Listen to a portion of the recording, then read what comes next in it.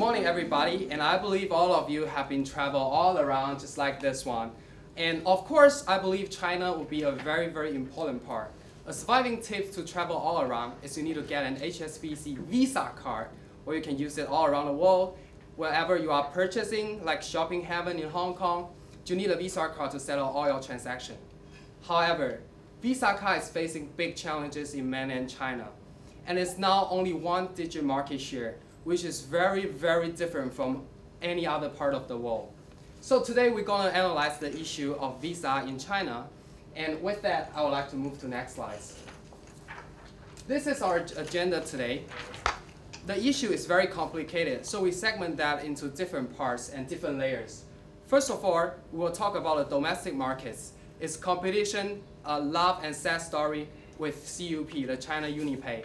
And then we will talk about the international transaction from the co-branded Visa cards issued both by CUP, the China UnionPay, and Visa card. They have a lot of problems, love and hate in these stories. And then we will talk about the antitrust issue, which is very big, both in China and in North America. And this part will have a lot of implication for our overall global strategy. With that, all the analysis being done, we will go ahead, move on to the solution, and we'll offer you a new global strategy for Visa company. Without further ado, I'll pass the stage to my teammates to talk about the details. Thank you. Thank you, Ricardo.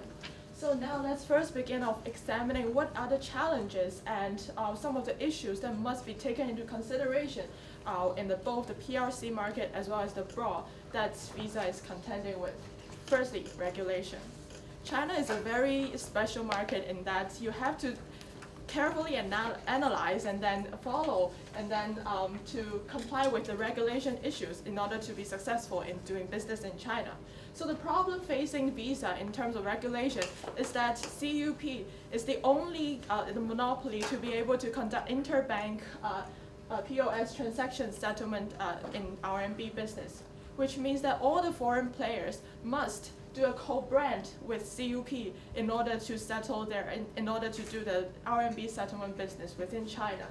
So under this regulation, the mode of operation must be like this. So in terms of the RMB business, CUP will do the settlements of this part under the co-brand. In terms of FX settlements, it will be done by the foreign brand, and in this case, Visa. This implication is that the foreign company cannot tap into the domestic market alone and must be under the restriction of the local partner, which is very strong in this case, CUP. Next slide. Secondly, another challenge you have facing is that how do we grow our customer base using the Visa card? So growing the customer base, you have the two layers. The first layer, you have to get the issuers to partner with you to issue the Visa card. Because under the current arrangements, Visa does not issue its own Visa branded cards, but will partner with another company to issue the cards. However, under the current price structure of Visa, it charges the royalty fees to the card issuers, which ranges from 0.2% of the transaction value or 0.04% of the local payments. So charging these kind of royalty fees to your card issuers may potentially inhibit their incentives of issuing the cards under the Visa and the joint brand name. So it may be an unfavorable factors of limiting the broadening of Visa card usage. And thirdly is the competition. So Visa is definitely strong globally and in China. However, it is not alone. It is the duopoly competitor it is facing with is the MasterCard.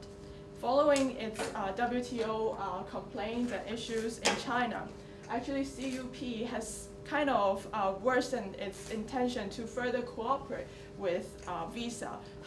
Instead, it has signed a memo of further cooperation with Visa's competitor, MasterCard. So Visa has to face another competition of whether and how it is going to continue with its partnership under China with a CUP.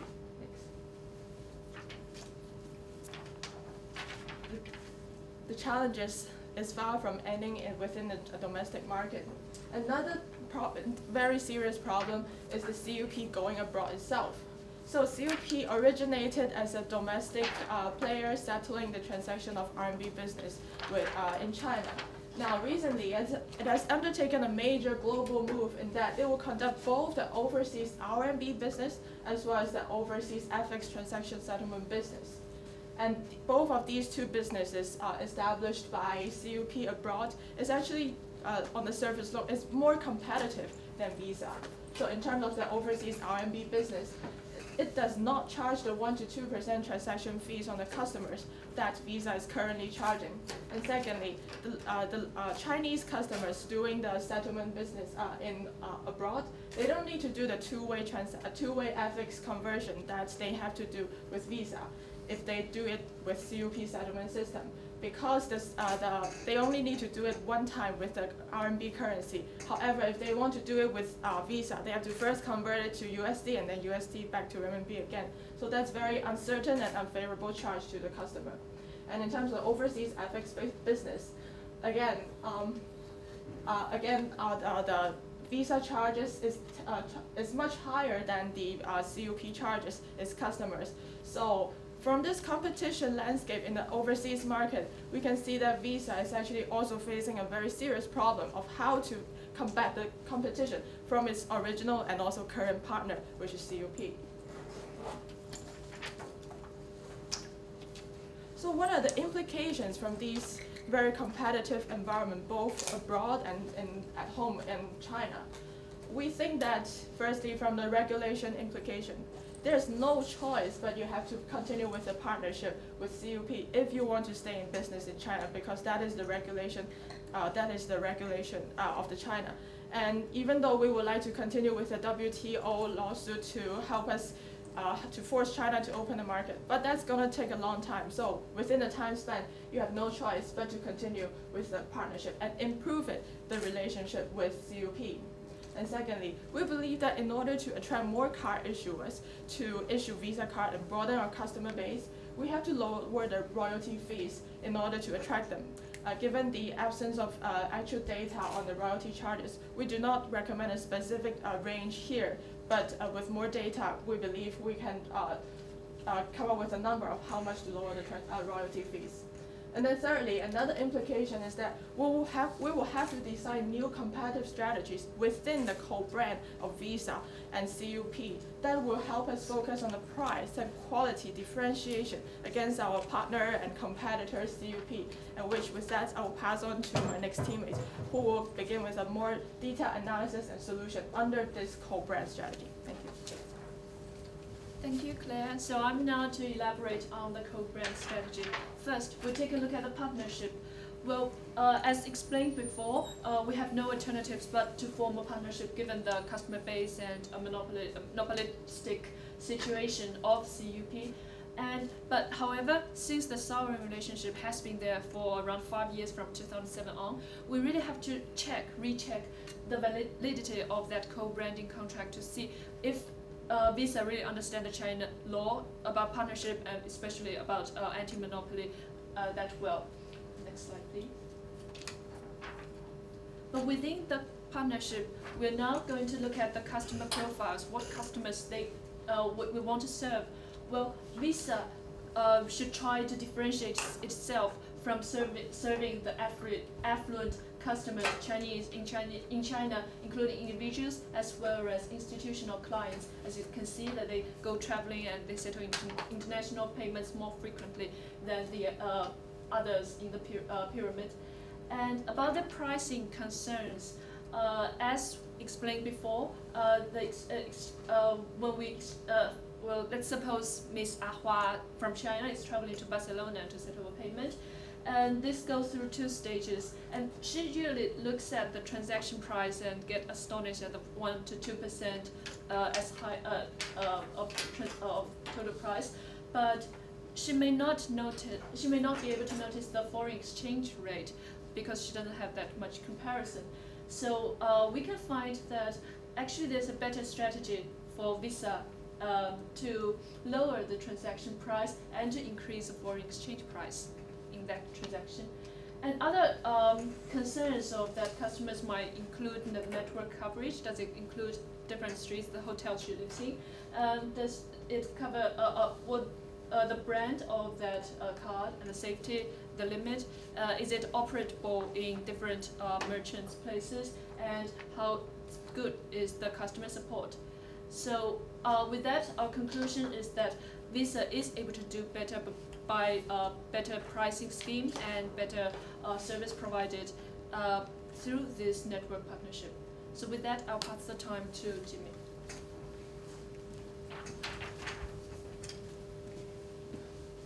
Okay, so now I'll move on to the antitrust issues. And this issue has a great implication to the global strategies of our clients, Visa. There are two main current antitrust issues Visa is currently facing. The first is the restriction on payment of the co-brand cost. The second is the dominated interchange rate in America. So now I will first discuss about the co-brand payment instruction. For your information, actually when Visa co-brand is caused with its partner, they will restrict the partner from handling the transactions in the international level. The partners can only handle transactions in the local presence of their own country. And this has raised the problem of monopoly and antitrust issues. And then as explained by my previous teammates, actually, first of all, this agreement has validity issue, because from the UnionPay case, we can see that actually it raised a lot of uncertainty within the partnership. And also, from our findings, is that we do believe that this co-payment restriction is actually constituting an antitrust problem. The reason are as follows: because Visa, as the world's largest credit card company, it has a real monopoly power and in terms of presence in different countries, and it controls a lot of transactions. And actually, Visa is using this power to actually disallow its partners to handle transactions at an international level. And we do see that this is our antitrust case. And also we can see from a recent case in South Korea concerning a partnership between Visa and BC Card. Actually, it was ruled that it constitutes an antitrust issue. And this has unfortunately added a really great risk to the business of co-brand payment restriction. And also with the UnionPay new cost advantage, it actually paradigm shift the whole market operations in terms of international transaction. So now, what should we do? What should Visa do? It's actually our recommendation is that they should abandon the co-payment restriction. And because this is, again, violating the law, and also it actually constitutes a quite not good image to our customers, because they cannot choose what payments they should use in outside the country. So one of the our suggestion is that they should lessen the co-payment restriction, and the way to do it is to sign a memorandum of understanding with the current partner that is still insisting on this restriction, because we need Visa will need some time to rebuild the revenue model under the international transaction, and this will be later explained by Ricardo in his presentation. And also we'll suggest Visa to mitigate the loss of this international market is actually to more invest in the emerging market. This is to leverage on the Visa's global presence advantage. And also we can see from the data that in the Latin American and Australia market, there's 10% annual growth. And this is a market that yet to be explored by Visa, which have not this kind of issues on antitrust for the time being. Next slide, please. And secondly, it's about the dominated interchange rate. For information that in the United States, actually 500 million customers is launching an antitrust lawsuit against Visa and other credit card companies on their on the high dominated interchange rate in America. As we can see from this diagram, actually we can see in the Western world, United States has an extraordinary high interchange rate, and this is some evidence showing that there is potentially an antitrust issue, and we will that this is a high potential that the merchants may actually win the case. And what are the implications? And what are really the implications is really to see with this case is really established how it affect the revenue of Visa. And actually from our projection, if we lower the interchange rate from 2% to 1%, it will cause a decrease in revenue of 0.5 billion per year. But then we still recommend Visa to actually take the initiative to minimize, to lower the interest rate, because to minimize the risk facing by Visa. Because we can see from previous case that the potential loss in the lawsuits is really huge. For example, there's a 2 million loss in a case against Walmart against Walmart, and in this case, even more merchants, like 5 million merchants are involved, and the potential loss is really big. And we can see from the 0.5 billion, it actually account for 5% of revenue and 50% of income in 2011. And this may, in the case when compared to the potential loss, it may be a smaller amount. And for the impact on the international market, we did consider that that is risk in terms, but it's a limited risk, because we can see from the diagram that actually the interchange rate in other countries are relatively low, and they are not really likely to initiate any law claims to actually to suppress down the interchange rate. And also, because of this potential risk in the American market, we would suggest the Visa to actually reveal the interchange rate in different markets and really to negotiate for a really suitable interchange rate with Visa going into new market in order to minimize any future potential risk on this antitrust issue. Now I'll hand over time back to Ricardo to explain our global strategies. Great, thanks Jimmy. So before that, I would like to summarize a little bit about what we have analysis so far. In Chinese market, we see that there is a big regulation restrictions so that we cannot carry out the most volume-heavy transaction in RMB, interbank RMB business. And then on global level, we see that back home in the United States, we are facing antitrust lawsuits, which is because we have too high an intercharge rate. And then the other issue is between China and the US is the co-named card with CUP to have transaction in foreign currency abroad. And we see that in this specific markets, it's more like a competition, because nowadays, even though we have all these legal mandates and legal documents is there, the reality is that our customers are actually opting from Visa to use UnionPay to do the transactions. So with all the three issues in mind, what we are going to propose as a strategy. First of all, to handle the American lawsuit, which was estimated to cost several dozen to hundreds of billion US dollars in that 5 million merchants lawsuits. We think that lowering the prices would help us mitigate the lawsuits and settle that lawsuits is out of the court. With that, we will also move to the international markets with the co-branded cards. We will also try to lower the prices in order to directly compete with the UnionPay. Because in these markets, what customers are really seeking for is definitely whether you have a coverage there, and then what's the prices there. Other differences we believe are minor.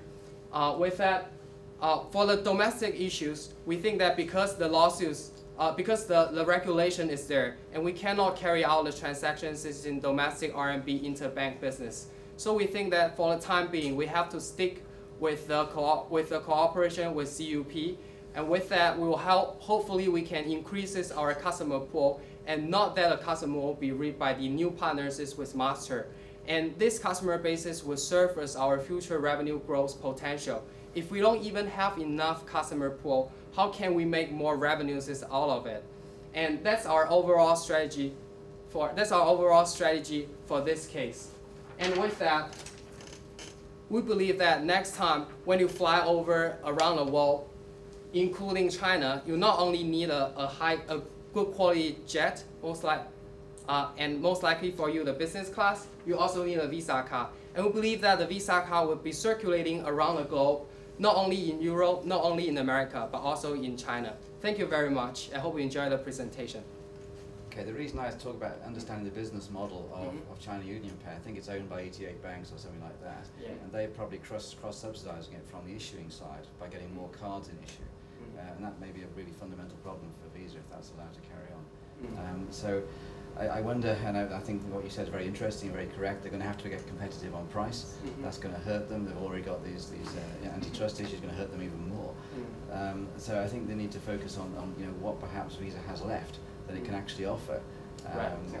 So I wonder if you analyse that also, what the strengths of Visa are still in this. I mean, what what's its competitive advantage now? Sure. Let me put it back onto the slides.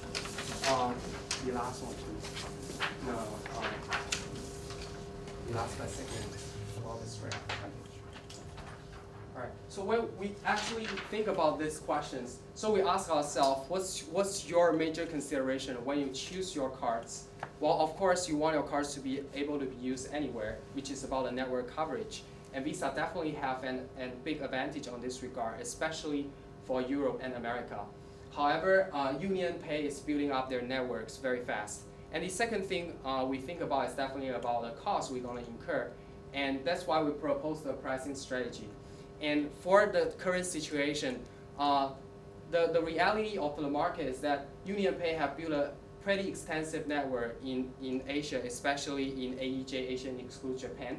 And on this regard, our advantage over on network perspective might not be that big. And we have a big cost, we have a much higher cost. So even if we lower the cost, the next step for competition is really to promote the Visa brand. Visa brand definitely have the best infrastructure. We have the best network coverage. We have the best security, well regarded on international level, not just on domestic level. And we're going to promote that to our customers and make every customer believe that putting your money going through Visa system would be much safer, much more convenient for the customer's transaction. And because Ricardo just mentioned about the macro level, and I'll now move on to the micro level, more on the international travel, because I think Visa has a really strong competitive advantage in terms of having Visa card to travel around the world. As seen from the slides, we can still have really big competitive advantage against the others. On top of the brand, it's also about the customer support provided by Visa, because Visa has a really good global presence, and this is the customer support that UnionPay is not able to provide at this moment, and also about the safety they're able to provide in travelers, and also one major concern will be about the limit, because I do think that Visa with a long history and a greater network, they will be able to provide a higher credit card limit when compared to UnionPay.